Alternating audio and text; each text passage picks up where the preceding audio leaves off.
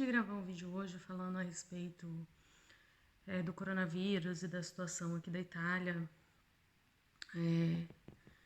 Eu pensei muito em gravar, não gravar, falar ou não falar. E aí ontem o Bolsonaro deu a entrevista, né, e falou aquele monte de coisas. E eu acabei me pronunciando no Facebook a respeito, falando apenas o que eu pensava. E eu vi que tem muita falta de informação, muita gente a favor, muita gente contra. Primeiro de tudo, eu queria falar que eu não tô aqui para falar do governo, muito pelo contrário.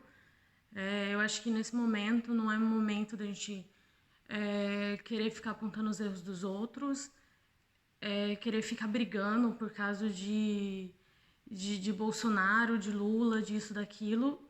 Eu acho que não é o momento para isso.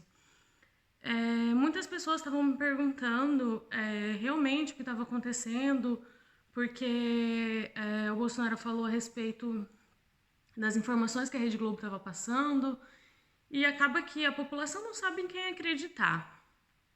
Então eu tô aqui, gente, não sou especialista, tô aqui só simplesmente para passar para vocês a minha experiência de vida, o que está acontecendo comigo, o que está acontecendo aqui na Itália.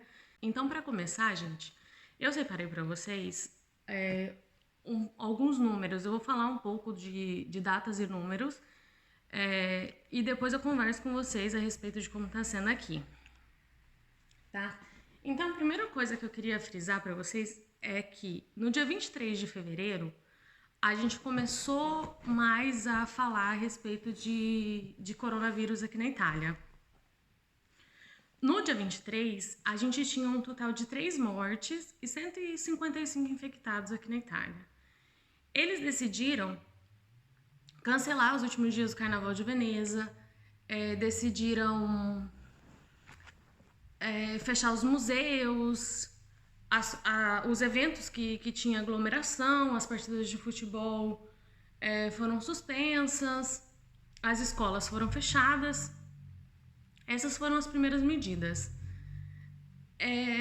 A população ficou todo mundo sem saber o que fazer, sem muita informação, e todo mundo meio que com medo, alguns acreditando, outros não acreditando, alguns achando que era balela, porque naquela época ainda não era uma pandemia, não era considerado uma pandemia. Tinha os casos na China, alguns casos isolados em alguns poucos países, mas não tinha a dimensão que tem hoje. Aí o que aconteceu, gente? Essa medida que eles fizeram, esse decreto do dia 23 de fevereiro, seria estendido até dia 3 de março. Essa suspensão das aulas e tudo mais. Acontece que no dia 1º de março, eles vieram com outro decreto. Nesse decreto do dia 1º, eles esclareceram algumas coisas, mantiveram a suspensão das aulas, porém algumas coisas eles esclareceram que poderiam ser feitas. Por exemplo, as academias poderiam abrir, alguns museus, até a Catedral do Uomo, eles decidiram começar a abrir de novo. Ainda não estava dando assim tanta importância ao vírus, estavam meio com o pé atrás. Você via as pessoas na rua, às vezes até debochando da situação, brincando e tudo mais. Muita gente em bares e postando fotos no Facebook, dizendo que não tinha medo do coronavírus. E aquela brincadeira toda na internet, assim como está tendo no Brasil. Aqui não foi diferente. Eu vi o governo, a prefeitura da minha cidade, fazendo uma campanha para não se deixar influenciar. Eu até separei aqui para vocês. Eles postaram isso aqui no Facebook, não sei se dá para ver, mas eu vou ler para vocês. Que nessa campanha que eles estavam fazendo, dizia: não se deixe influenciar. Você pode continuar comprando um jornal na banca de jornais, você pode continuar tomando café da manhã no bar, você pode continuar fazendo as compras nos supermercados, comendo em restaurantes, indo na academia, pode continuar indo em hotéis. E dizia assim: não se deixe influenciar, a gente não pode parar. A empresa, o comércio, o turismo, o transporte não param. Assim como está acontecendo no Brasil, aqui também aconteceu. O governo também não estava levando tão a sério a situação do coronavírus. Aí, isso começou no dia 3. Eles começaram a fazer essa campanha. Acontece que no dia 7, o número de mortos já tinha subido para 197 e a gente tinha 3.916 pessoas contaminadas. Então começou no dia 23 de fevereiro com 3 mortes, no dia 7 de março a gente tinha 197 mortes. Aí, com esses números do dia 7, no dia 8 saiu um novo decreto. Nesse novo decreto do dia 8, isso em questão de uma semana da campanha do não se deixe influenciar, do vamos ao bar, vamos ao restaurante. E nesse novo decreto, depois desses números do dia 7, no novo decreto do dia 8, dizia que os bares e os restaurantes poderiam funcionar apenas até às 6 da tarde, que os eventos estavam suspensos, que tinha que ter a distância de segurança nos supermercados, tinha que ter a distância de segurança também nos restaurantes que estivessem abertos, que fechariam as academias, porém, poderia fazer atividade ao ar livre, só estariam fechadas as academias. E os times, até então os times de futebol, poderiam treinar com os portões fechados. E nem sabia se tinha jogo ou se não tinha jogo, mas poderiam treinar ali só entre eles. Nessa época, os decretos estavam mais ou menos assim, tinham decretos específicos para algumas regiões da Itália, por exemplo, a Lombardia. Algumas cidades já estavam em quarentena, mesmo que as pessoas não poderiam sair de casa, não poderia fazer nada, estava tudo fechado. E tinha outras cidades que estavam meio que funcionando normalmente, algumas cidades ainda não tinham sido afetadas. E a gente estava naquela incerteza de não sabe se realmente até onde esse vírus era perigoso, até onde não era. Aí aconteceu que no dia 11 de março veio um novo decreto. No dia 11 de março, a gente lembra que no dia 8 de março, que foi quando eles fizeram o último decreto que eu falei para vocês, tinha 366 mortes. No dia 11 de março, esse número já tinha subido para 1.016. E o total de infectados era 10.590.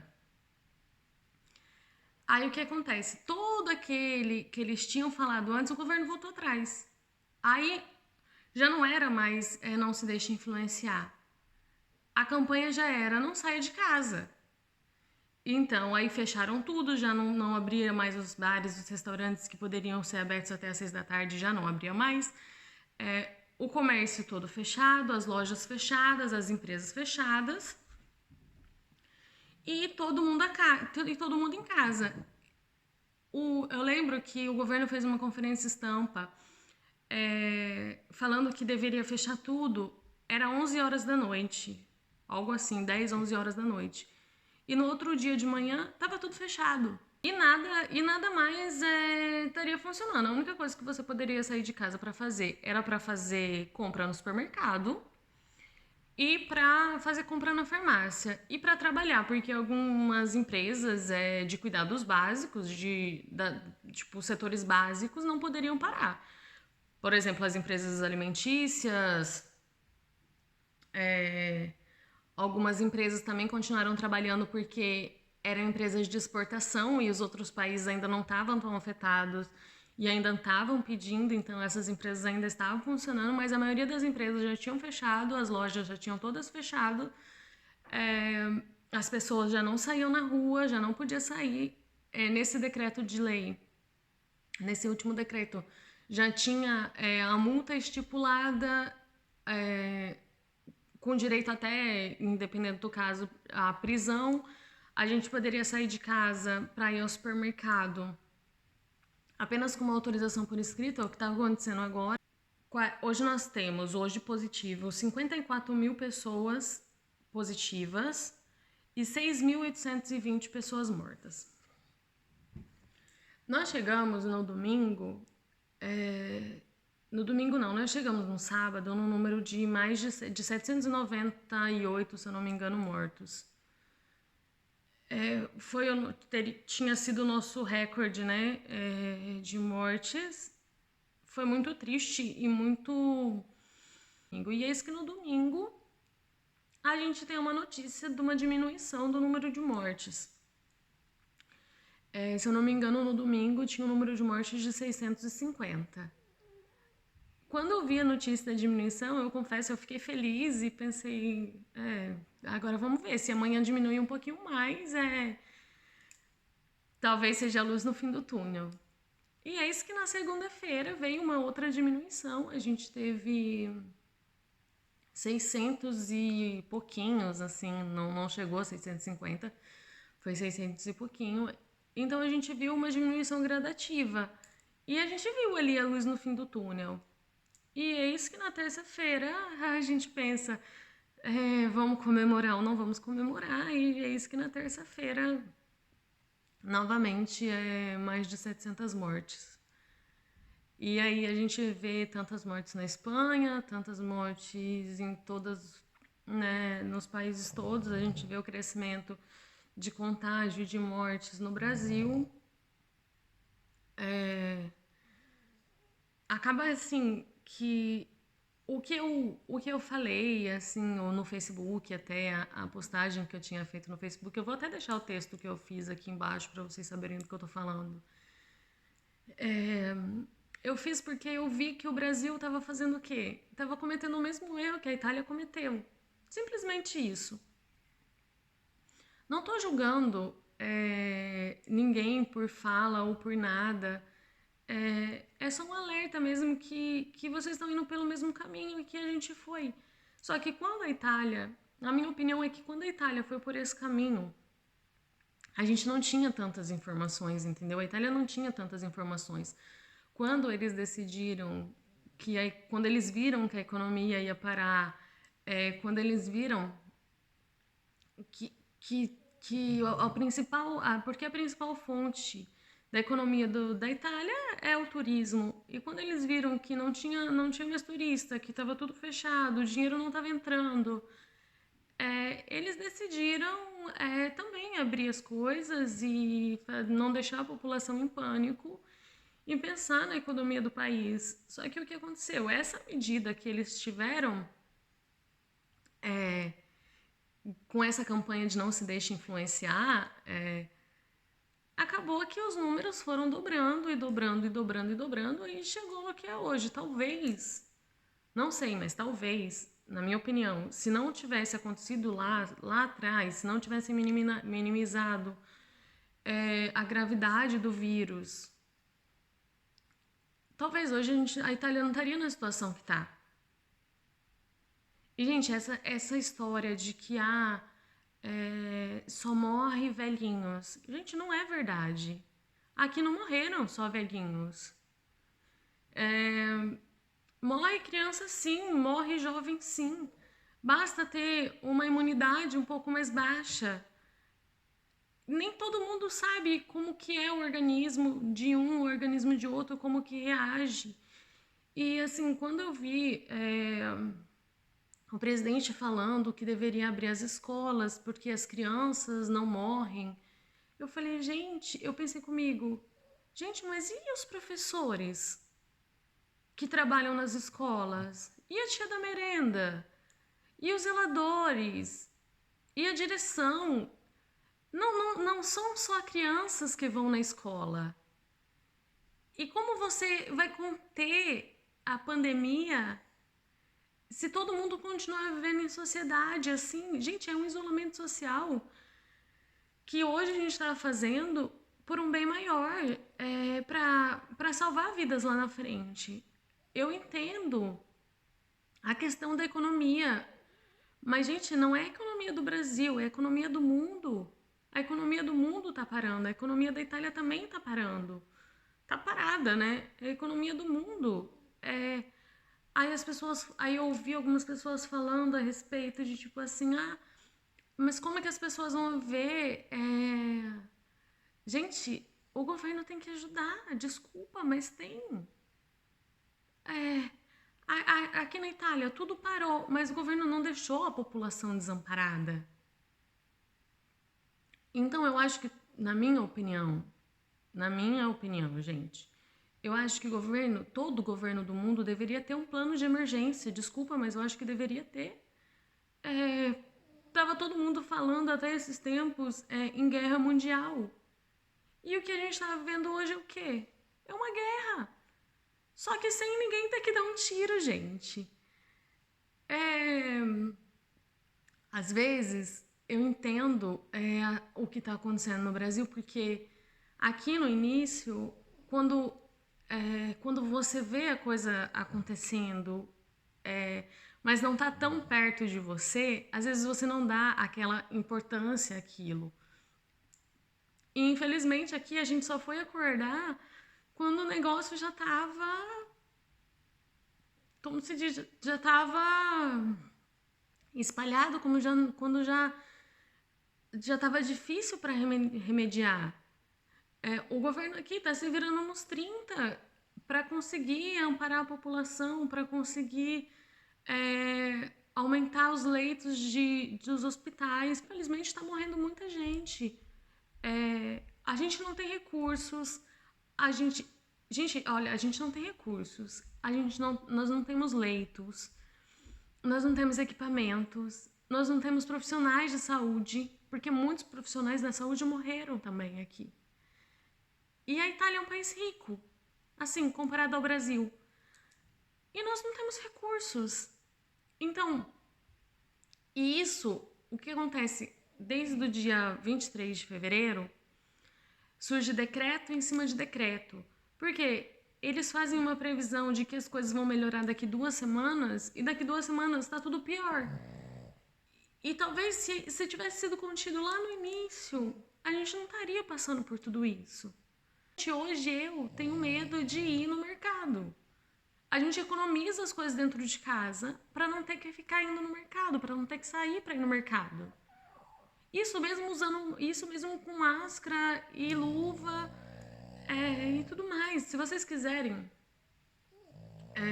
eu posso fazer um vídeo falando mais específico a respeito das medidas dos supermercados, como é que tá funcionando aqui, assim, o dia a dia.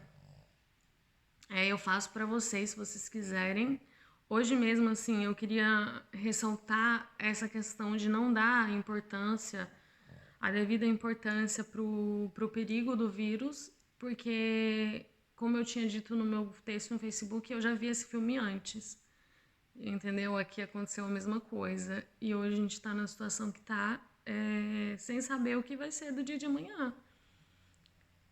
Eu posso falar para vocês em outro vídeo, se vocês quiserem, a respeito das medidas do governo em relação aos trabalhadores, as pessoas que estão em casa e tudo mais.